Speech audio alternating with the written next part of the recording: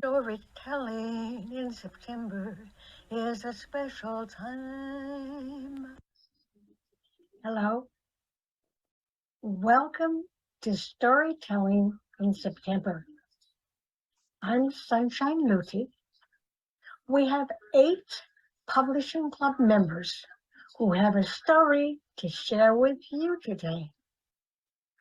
Starting off our storytelling adventure is Ellyn Maybe, joined by Robbie Fitzsimmons, performing Myth as part of their duo poetry music project, Ellyn and Robbie. Here we go.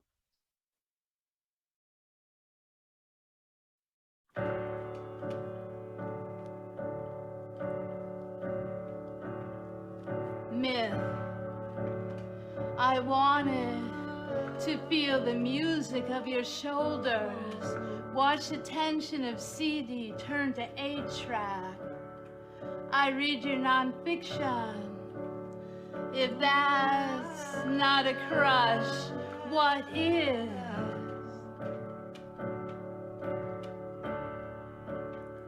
You live 20 years away from Richie Havens, turning up at a cafe. I watch the liner notes of your wrists like a fortune teller. Jerome Robin choreographs your neighborhood with a pale peony.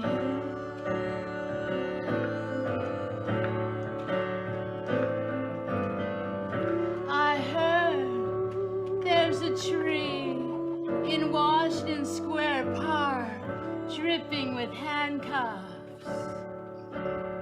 and a noose. Phil Oak sings of the cobwebs of contradiction. Did you ever wear sandals? Did you hold a megaphone? When did you start wearing cufflinks? When's the last time you played a folk song? When's the last time you kissed a girl who memorized Bob Dylan's bootleg releases? When's the last time you used groovy as a verb? When's the last time you hummed a Rodgers and Hart song? When's the last time you went to Kim's video store and rented hair?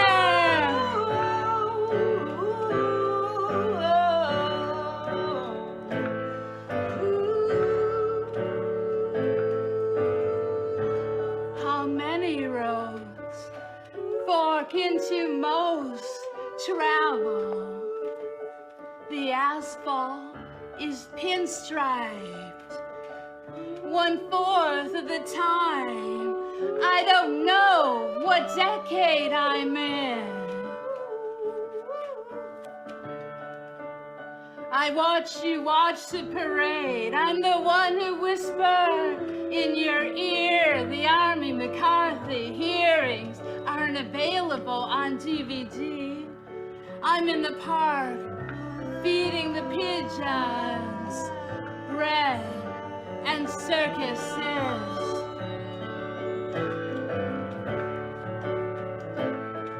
Come midnight, I watch Michelangelo leaning out of a helicopter. He has quite an eye for astronomy. Every night, Lord Buckley leaves Cafe Wall. Every night, Walt Whitman and Allen Ginsberg fly like Chagall above your window. One night, I tagged along with my flailing trampoline. I tried to visit you like Frank O'Hara's son. You drew the blind. You took away my yellow.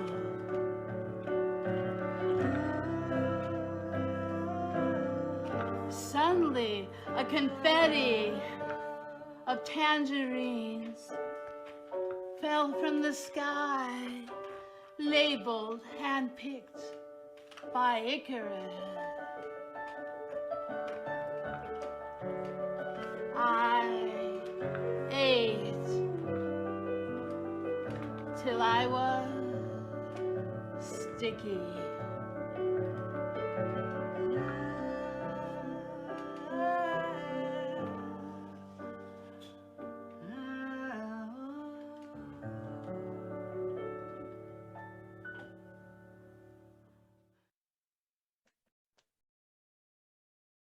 My name is Michael Pontecorvo, and I'm going to read an excerpt from a novel, a young adult novel, titled A Bedtime Story.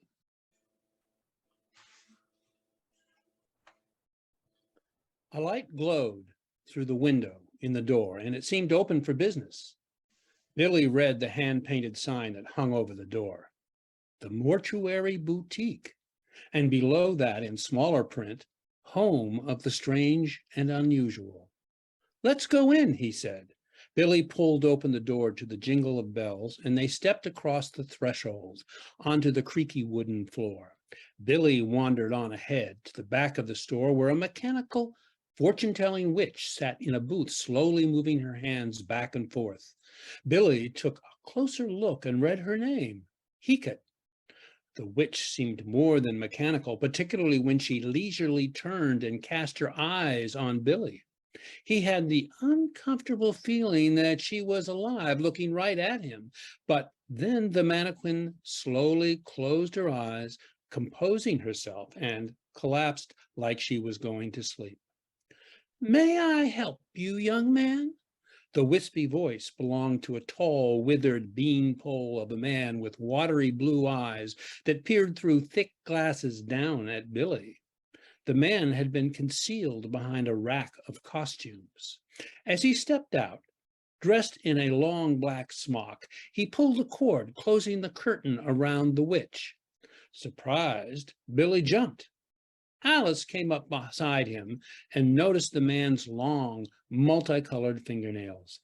"Ah, I see you have a twin," the man said through his thin, cracked lips.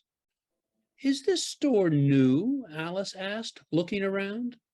"New?" he said, shocked by the question. "I should say not," he said, and drew himself upright to an alarming height. "We've been in business for a very, very long time, haven't we, Ravenna?"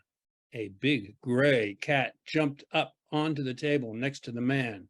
"Well, we've never noticed your store before, and we walk by here nearly every day," Alice replied. The man shrugged. "What can I say? The eyes have been known to play tricks on us, haven't they?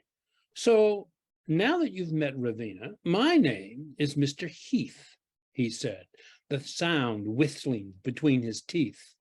"I am the proprietor of this store, and we welcome you to the Mortuary Boutique, where the old and the odd have a second life. We have knickknacks and gewgaws of every sort in origination." The proprietor swept his arm around the shop, his voice rising. "I can show you precious items from Egypt, the Orient, or maybe you'd like to see something from the head-hunting jungles of South America. A book, maybe. Tombstones full of scribbles fill our shelves. So is there something I can help you with?" he finished with a sweep of his arms, gazing down at both of them. "Just looking," Billy said. Alice turned and pointed to a splay. "Why do you have that book in a glass case?" she asked. The storekeeper looked where she was pointing, scratched his nose, and said with a queer smile, "Simply because it is a very old and special book." "Can I see it?" she asked. Mr. Heath lifted the hidden latch and opened the door to the case. He took the book out, and Alice turned her head and read the title, A Bedtime Story. Well, she didn't think that sounded very special. "Would you like it?" Mr. Heath asked. Billy looked at his sister and shrugged, and then back at the man. "We don't have any money," he said. "Oh, that's all right. I know you'll return it when you're done. You may simply borrow it. We're not a library, of course, but this particular book has had many readers, and as you can see, they've all brought it back." The book's worn cover looked as though it had been through many hands. The man looked up at the ceiling, closed his eyes, held the book close to his chest, and sighed. "Oh, the number of stories this special book can tell," he sighed. "I collect them, you know." That didn't make any sense to Billy, and he wondered, did the man mean it was a chapter book? Mr. Heath started to hand the book to them. but you must both take it at the same time. You are twins, and it must be for the both of you, he instructed. They both reached for it. Wait! And he pulled it back and held the book upside down and began to fan the pages over a sheet of paper. Alice thought she heard him whisper, Novus Versus, an incantation. A small, dark, inky cloud of dust dropped down out of the pages of the book onto the paper. He picked up the paper, funneled the dust into a small medical flask, pushed the stopper on tight, and put it on a shelf with many others. Alice was surprised and stared as he did this. She got a glimpse of the pages as he closed the book, and they now seemed to be empty, blank. Was it her imagination? Sometimes the last reader sticks notes or things inside, and we have to get them out, you know, before the next reading, the proprietor explained. There, it's all clean and ready for you, he said, and then to himself he mumbled, can't have the stories getting all mixed up, can we? Mr. Heath's behavior was very strange, maybe a bit silly, but the twins had become very curious about the book. Mr. Heath handed it to them and let go of it, only after they both had put a hand on it. Alice looked at her watch. It was getting late. Billy, we need to go. They could come back another time and explore the store more thoroughly. Billy put the book in his backpack between his science and history books. The man clucked at this placement and raised his eyebrow. My, that will make for interesting reading. Many things influence the book. Many things influence the story in that book, he said, as they turned and headed for the door. Be careful what it touches. And when you're finished, if I'm not here, he called out, you can just leave it by the door. Thank you, mister, they both said in unison. When Billy looked back, he saw the man pull the cord and open the witch's curtain. He wasn't sure, but the proprietor seemed to be speaking to her. He thought he heard him say, two together. Isn't that exciting, Heket? The doorbells jingled again, and they stepped out on the sidewalk in the cool evening air.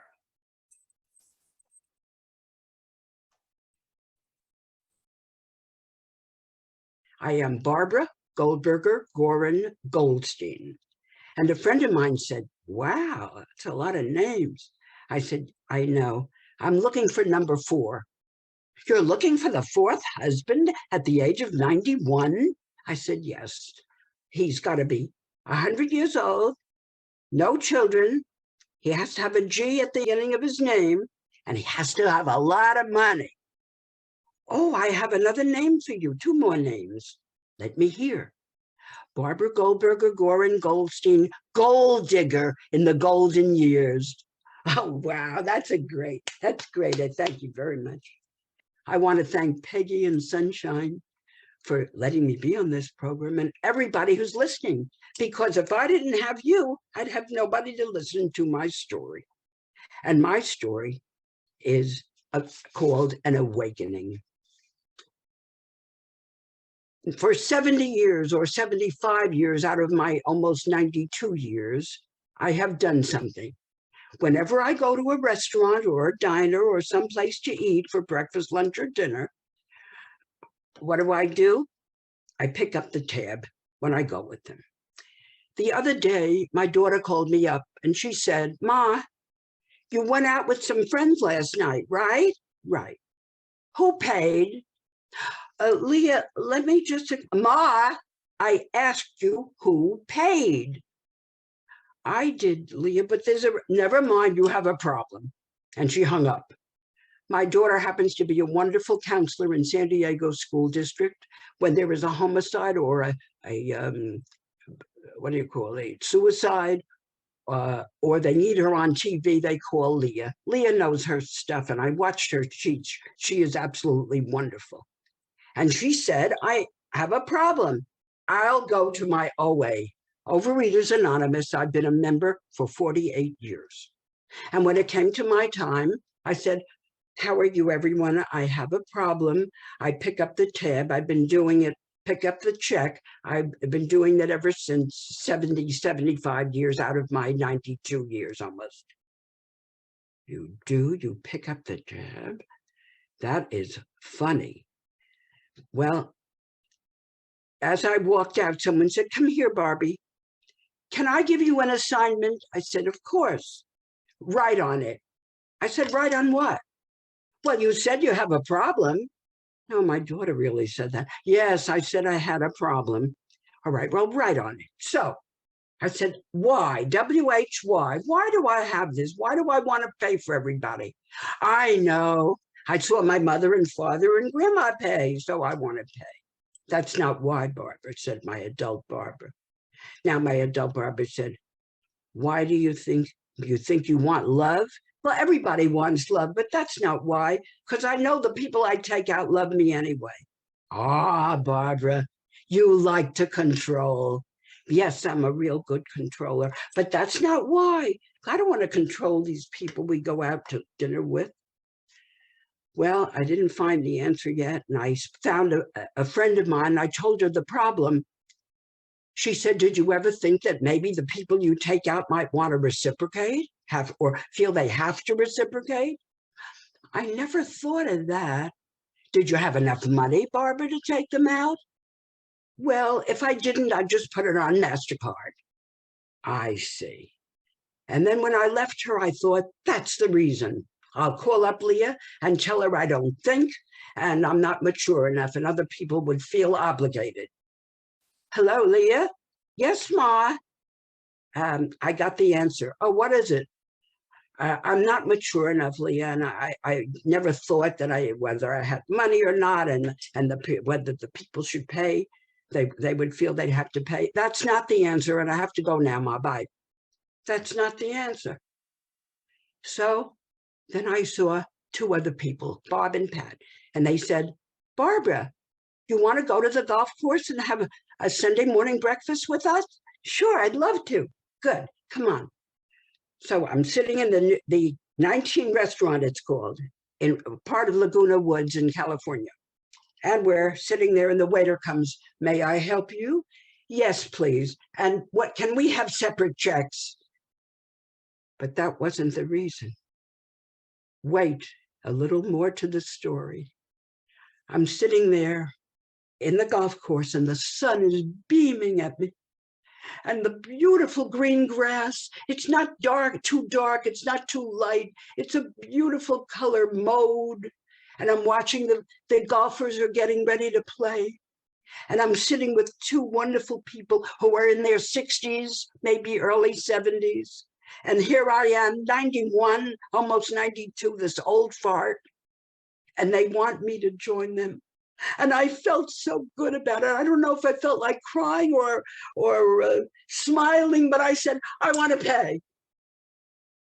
My friend Pat said, "All right, Barbara, all right, you can pay."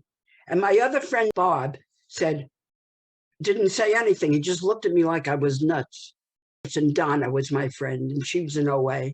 She said, "Barbara, did you thank the people? Did you tell them how happy you were with them?" "No, they'd feel like they had to reciprocate that." "Did you think picking up the tab told them?" I wasn't able to express my feeling. And so I wrote a poem, Holding On to Resentments. Put them in jars, JARS.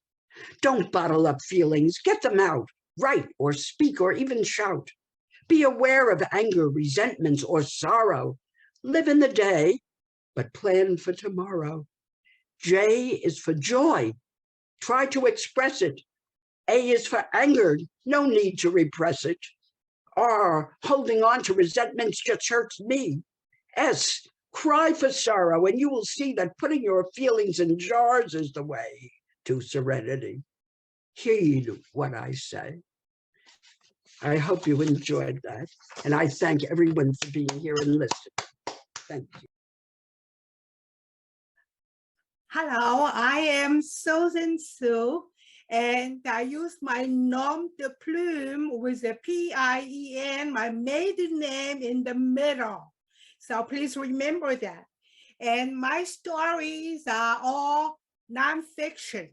And the title of my story at this time is Reaching the Stars. My grandniece, who is also a writer, since she was a kid, she was in her 10 or 11 year old. She wrote many books.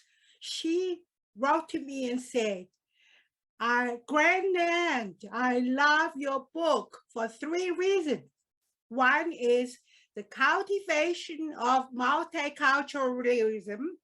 Number 2, love for peace. And the third, your passion for music. So here I'm going to relate to you the stories. You can see them in pictures with Amazon.com when myself and all the teachers that I'm involved with in public and private schools, teachers and students, we produced and held 2-piece concerts at the United Nations. And you will love to see those pictures. And then the second story will be in the village story without pictures. And that is why I'm telling you, it was a very dark morning. Sunrise, not yet.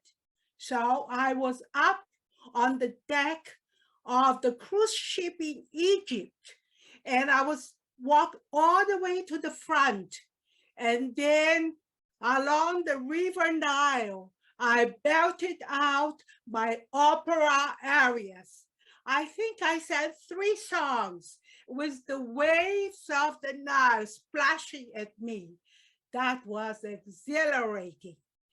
But nobody saw me, and I don't have any pictures. Then the next story, you will be surprised. It involves 100 musicians. They are all Americans. And I trained them to sing in Chinese. And we did the concert up on the Great Wall in Beijing, China.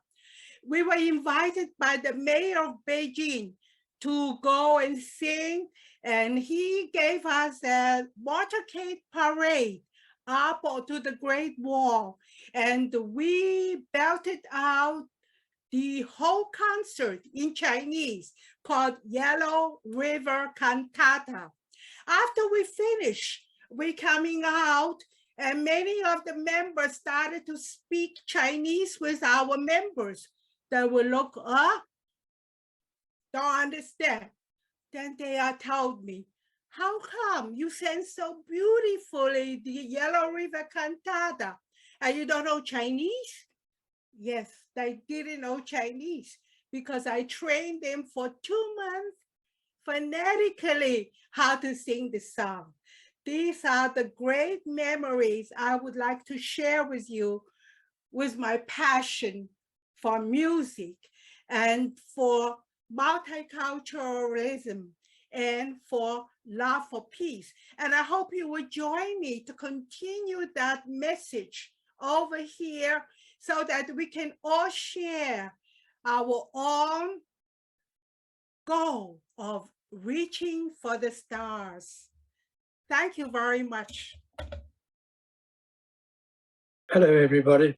My name is Dennis Glauber, and the story I'm going to read is called Cry, My Beloved Countries, in the plural. The letter arrived just a few days before Christmas, and from the familiar handwriting, I assumed it was Bernard's annual Christmas card sent in reply to mine, which that year had been mailed rather earlier than usual. But a closer look at the envelope alerted me to the fact that I had assumed incorrectly. The long brown envelope resembled no Christmas card in either shape or color, and the date stamp in Johannesburg showed that it had been sent by surface mail way back in October. But first, let me tell you about Bernard and Catherine Munyai and their mother, Francina. Francina She of the serene and smiling face had been our domestic help throughout most of the 1960s. Nursemaid to our youngest, cheerful friend to our older children, maid of all work with a propensity for dropping any item that could be dropped, but lovable nonetheless. Francina and her husband Yapi Munyai had a small house in one of the African townships outside Johannesburg, but she resided in her own neat room attached to our backyard. When she came to work for us, she had a small son, Bernard, who was cared for by his grandmother during Francina's absences at work, but who was a frequent and welcome playmate in our home. When Francina gave up her position to have a second and then a third child, she still kept in close touch, and we were delighted when she named her new daughter, Catherine, in honor of Kathy, our eldest child.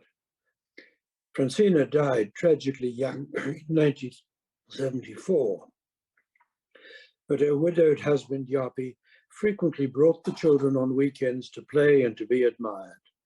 When in 1977 our Catherine married her own Bernard, the Munyai family were among the invited guests, and there's a cherished photograph of the bridal couple with little Bernard and Catherine, two smart and smiling black kids in their Sunday best.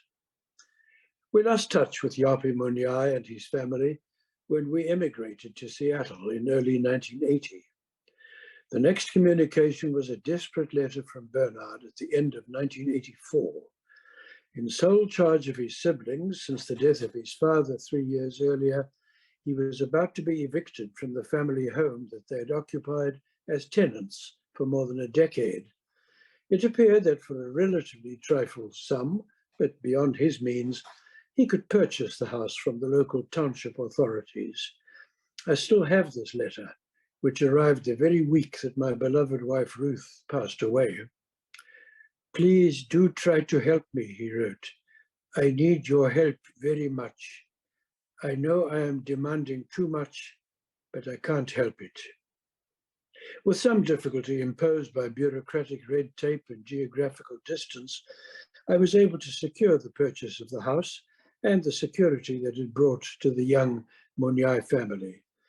My letter to Bernard after finalizing the affair enclosed a beautiful photograph of my late wife. He had asked how he could thank me, and I set out 3 things that he could do.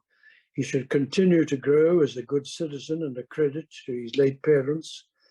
As the eldest, he should make himself responsible that his younger siblings do the same. And thirdly, he should frame the photograph and treasure it prominently in his home, because I regarded what I had done for him as the best possible memorial to the name of Ruth Glauber. I never saw Bernard again, but for the next 15 years until 1999, we exchanged cards at Christmas. I followed his career with deep satisfaction, graduating high school, enrolling at a technical college, and completing his course there, marrying, and cultivating his precious house and garden. So, I opened this unfestive-looking envelope at this last Christmas time of the 20th century and found that the familiar-looking handwriting was not Bernard's, but that of his sister Catherine. She wrote, "To inform you that Bernard Munyai was brutally killed in Soweto after he came back from work to find out that his properties were stolen. He confronted those people whom he was suspecting they break into his house. Unfortunately, they beat him to death." Bernard Munyai was the second young African man in whose personal affairs I had become closely involved.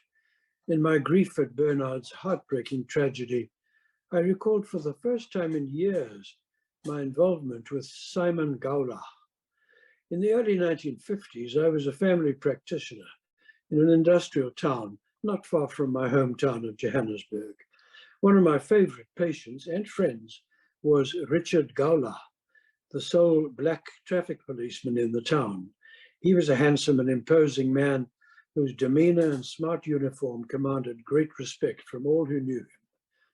Richard's son, Simon, was a bright, tall, and gawky teenager in high school. At Richard's request, we arranged for Simon to fill in as a substitute for my office assistant during school vacations in order to make extra pocket money. Richard was always extremely attentive that his son's work met expectations. One day in 1956, Simon decided that he'd had enough of school and asked to be taken full-time into my employ. A family conference of father, son, and myself was called. I persuaded them that Simon was far too bright to be buried in the dead-end job that was all I could offer him, that he had the capacity to not only finish high school, but to go on to college and possibly become a physician himself one day. If he would stay the course and pass the requirements to enter college, I would undertake to subsidize his medical school education. Simon Garle accepted my offer, devoted himself to his school studies, and secured a part-time job at the post office on weekends. As a heartbroken Richard Garle informed me soon thereafter, it was in that capacity that 17-year-old Simon was fatally gunned down in an attempted post office robbery. All this came back to me as I tried to grapple with the news of Bernard's senseless murder. What had been so commonplace in the 1950s had become epidemic in the 1990s. And what lies ahead for South Africa in the 21st century? With a heavy heart, I can only echo Alan Paton's plaintive call, "Cry the beloved country."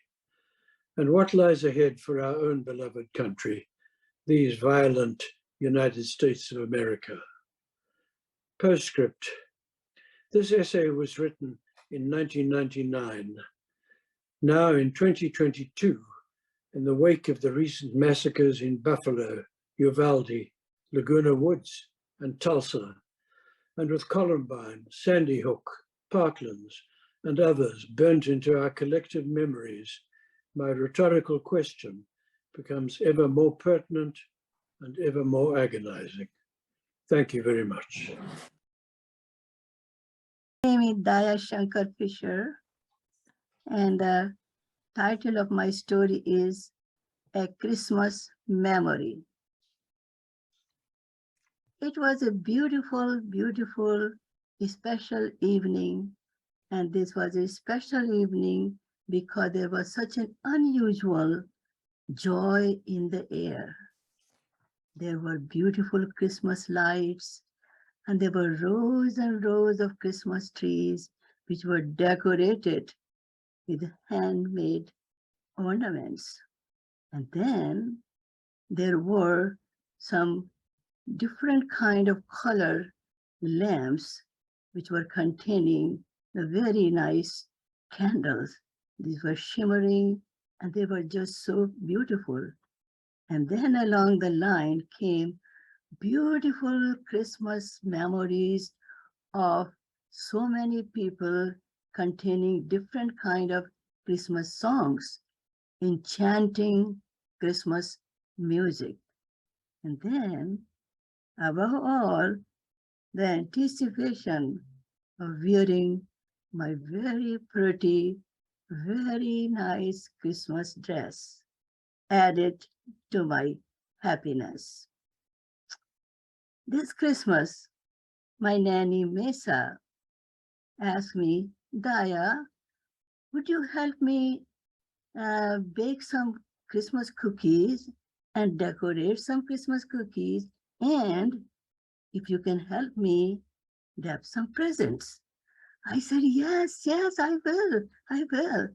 So we did all these things, and there was some of those Christmas cookies did not turn out the way I wanted it to be, but Mesa, my nanny, said, "Oh, what a beautiful work of art." That made me feel very good about that. So then Mesa asked me, "Honey, let us count how many Christmas presents you have." So I started counting and I said, "Well, I think, Mesa, I have 10. Okay, oh, 10. Oh, but we need one for Pikuji. Hurry, grab one for Pikuji and put it in this Christmas basket." And I said, who is Pikuji? She said, don't worry, just hurry because it's getting dark outside. We have to walk outside. So do it quickly. Okay, I will do. So I decorated a little Christmas basket and I put a little present there and some cookies there and some candies there. And then Misa said, now you hold my hand tight. It's dark outside. And we have to keep walking toward the street lantern near the tamarind trees. And I said, yes. And would you show me the way? And I said, yes, I will. I felt very good because this was the first time a grown-up asked me, show me the way. So I held her hand and we kept walking outside and it was pretty dark. It was very dark and we were walking very slow because it was dirt road. It was very bumpy road. So we kept going and going and going. And then my nanny Mesa asked me, what do you see? Do you see something? And I said, yes, Mesa, I see a street lantern and I see under that street lantern, a heap of rags and lot of rags and blankets. And it is high, very high pile. And Mesa said, keep going. And then Mesa stopped and she said, oh, Merry Christmas, Bhikuji. And all of a sudden, I see there is some movement under that blanket, heap of blanket. And there appeared a man, a very old man, who could hardly stand up. His hands were shaking. And he extended his hands to Mesa and said, thank you so much, Mesa. God bless you. Merry Christmas to you too. Merry Christmas to you too. Thank you for coming. And as I was watching that exchange between my nanny Mesa and the beggar, whom my nanny called Pikuji, I had this kind of strange, a unique feeling in me. I had a feeling of a combination of compassion and love for the beggar. And I had this renewed feeling of respect and love for my nanny, Mesa. I was only 6 years old. And that Christmas memory would stay in my memory lane forever and ever and ever. And thank you for listening. I'm Michael Marchildon. I was blessed to be a pediatric general surgeon for over 40 years. Following events occurred in the 6th month of my surgery internship at Johns Hopkins Hospital in 1968. The Patriarch. The Patriarch was a tall, soft-spoken black man with a full white beard. He could have played the part of Moses as well as Charlton Heston, except he didn't have the body for it. Years of colon cancer and multiple surgeries had wasted his muscles. Tyrone Griggs was 70 and had worked a double shift most of his life to put his 12 children through college. He was supremely proud of his 33 grandchildren, whose parents brought them all, even the babies, to visit him. His recurrent cancer was causing him abdominal pain, and his stools were black as tar from his bleeding colon. It was December 10th. I hoped we could get him home for his last Christmas. After blood transfusions, the Patriarch felt much better. His surgeon, Dr. Carter, drove a Porsche and wore hand-tailored suits made in Hong Kong. To my dismay, on December 12th, he took the Patriarch to the operating room. Tim, my resident, had tried to persuade him not to operate, but to no avail. Dr. Carter's explanation, I think he may be obstructed. To be sure, the Patriarch might have had some degree of intestinal obstruction from his cancer, but he wasn't vomiting, and considering the advanced stage of his disease, he was coping fairly well. I hope that, at the least, the operation wouldn't make him worse. I cringed when Dr. Carter made a vertical incision the length of the Patriarch's scarred abdomen. After a great deal of work and dissection, he had the abdomen wide open, and we gazed down on a gray mass of cancer everywhere, encasing all the intestine and every other organ. Christ, a concrete abdomen, cancer and adhesions everywhere, said Dr. Carter. It's going to be hard work, boys, and we better not make a hole in the bowel. Old Tyrone here wouldn't be able to heal that worth a damn. Eventually, Dr. Carter found a loop of dilated small intestine and another loop of collapsed small intestine. There must be an obstruction between these two loops, he declared. Let's sew them together and get the hell out. Tim asked, how can you tell which is proximal and which is distal? Good question. We'll just have to figure it out. He pointed to the left side of the dilated loop. I think that side is the proximal end, don't you, Tim? I don't know. Well, that's the way I see it. Suture. He divided the dilated bowel and oversewed the right-hand side. He took the open left side, the side he thought was proximal, and sewed it to the distal collapsed piece of intestine. To be fair, Dr. Carter, in all that long surgery, did not make a single inadvertent hole in the intestine. He didn't spill any intestinal contents in the abdomen. He was a skilled technical surgeon. Later in my training, I learned we should have just sewed those two pieces of bowel together side to side, not divided anything else. But Tim and I closed the abdomen while Dr. Carter went to talk to the family who occupied most of the waiting room. I walked beside the stretcher on the way to the recovery room. The tube from the Patriarch's nose was already draining dark green bile. A week later, when his intestinal function should have returned, the dark bile was still pouring out the tube, suggesting a blockage. Tim pleaded with Dr. Carter to reoperate, to find out what the problem was. 5 days before Christmas, Dr. Carter's partner made rounds with Tim and me. Tim asked, where's Dr. Carter? Oh, he went skiing in Switzerland. Didn't he tell you? No, he didn't. But did he tell you about Mr. Griggs and the fact that he's obstructed? Well, he told me about a patient he'd operated on that was slow to open up. He didn't think he was obstructed, but he thought that if he was, it was probably the cancer and we shouldn't be too heroic. Mr. Griggs wasn't obstructed before his surgery, but he certainly is now. I think he needs another operation. I know he has lots of cancer, but he may still have some time left to be with his family. Tim repeated the argument for the next 2 days. Finally, 3 days before Christmas, the partner gave in and took the Patriarch back to the operating room. It was a Sunday. Whatever Dr. Carter's faults were, arrogance and terrible judgment being two, he was an excellent technical surgeon. However nicer his partner was, he was a lousy surgeon. It didn't help that the abdomen was even worse than at the first operation. New adhesions were everywhere, all over the abdomen. In trying to find the intestine that Dr. Carter had sewed together, the partner made several holes in the bowel. Each hole was a catastrophe, exponentially increasing the risk of peritonitis infection. After 6, I stopped counting.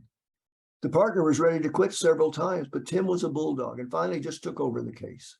After more hard work, he pointed, there it is.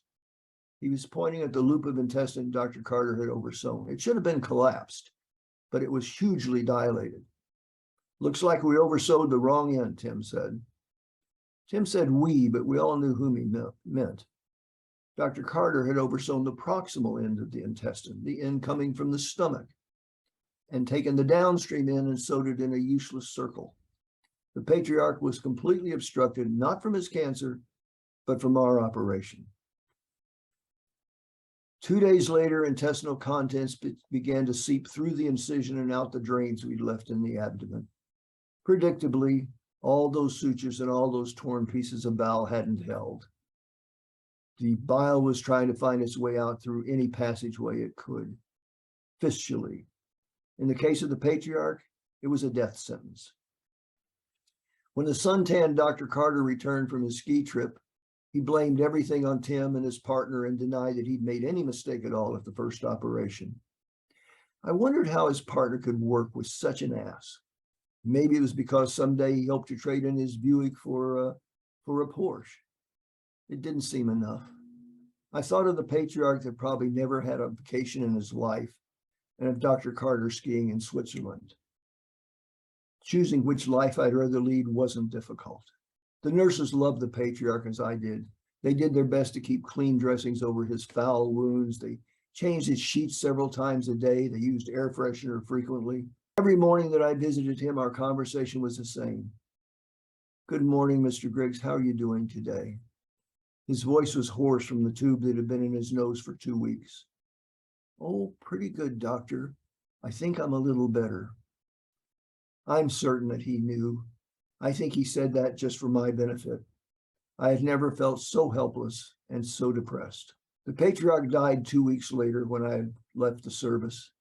I talked to the intern that replaced me. He said the Patriarch had faded a little each day, but always seemed at peace. In the last few days, his answer to the morning question was, "Oh, pretty good, doctor," without the "I think I'm a little better."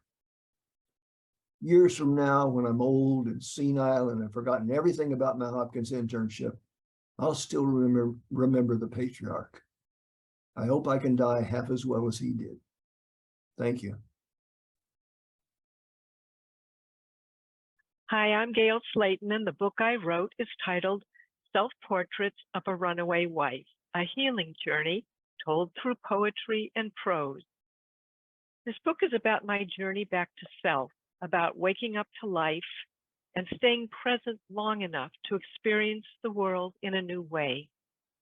I want to share my story, my lessons learned, to help others who find themselves lost and invisible in their own lives.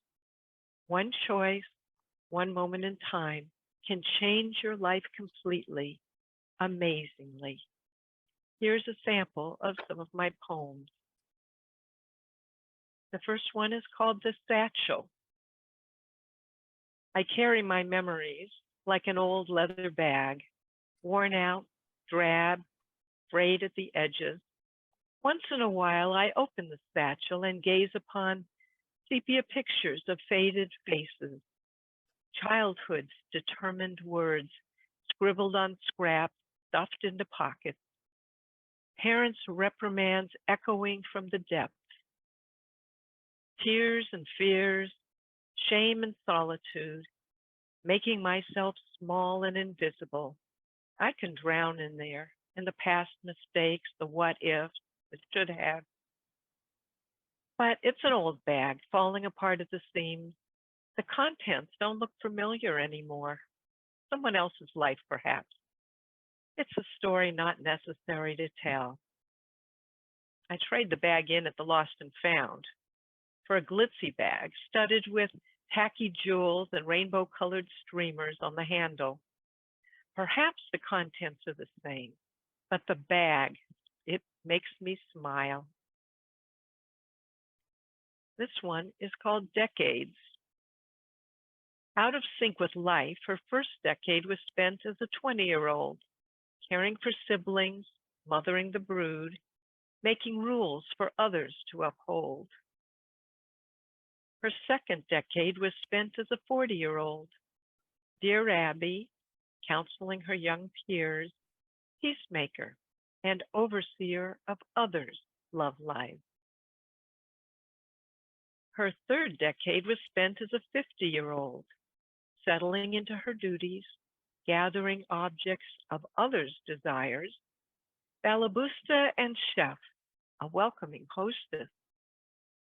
Her fourth decade was spent as a teenager, breaking out of old confines, trying out new lovers, self-absorbed, shirking responsibilities. Her fifth decade was spent as an 80-year-old, settled and safe in the prison of life made small, waiting for death. And now, in her 6th decade, perhaps she can make up for lost time, pursuing her fanciful dreams of childhood, banging pots to create rhythms, crayoning her life back to color.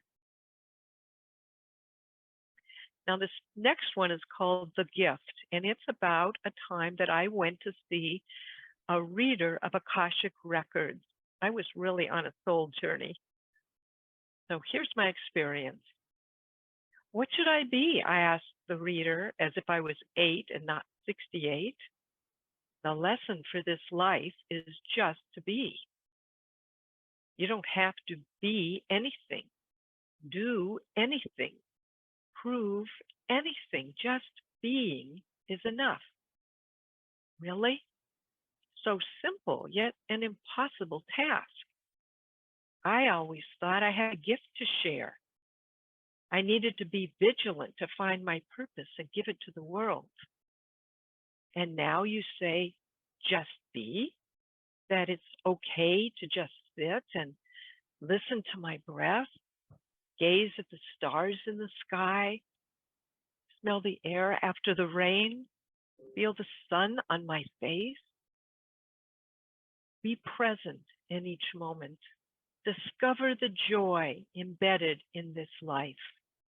The gift is not what you bring in. It is what you notice, what you witness, what resonates with your being, and that you can share with others. Be happy. Be peaceful. Just be. And this one is titled Chaos Unbroken. When in chaos, be the eye of the storm. When overwhelmed, breathe into your heart. Remember the unbroken chain of love that surrounds you, enfolds you, protects you. When all is lost, have tea and cookies. Gaze at sunset. Beat a drum to your heart rhythm. Remember, you can never be broken.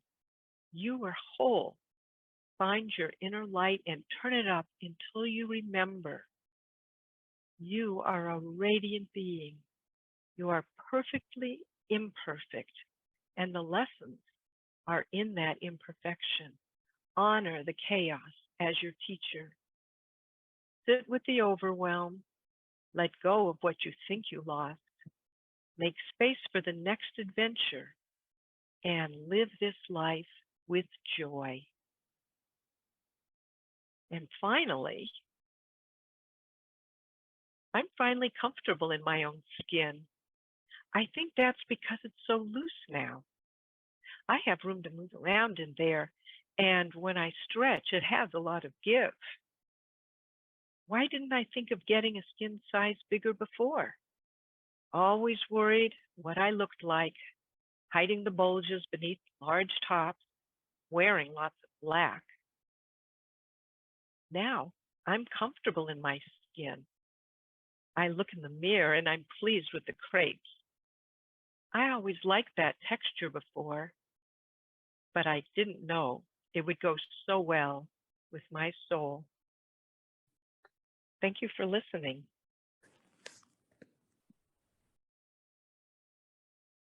Wow, I'll tell you, this has been a delightful storytelling in September show that we've had this year. Thank you all for tuning in. We will see you at our 2023 Storytelling in September show next year. Next event on Autumn Author Forum on October 19th. Storytelling in September is a special time.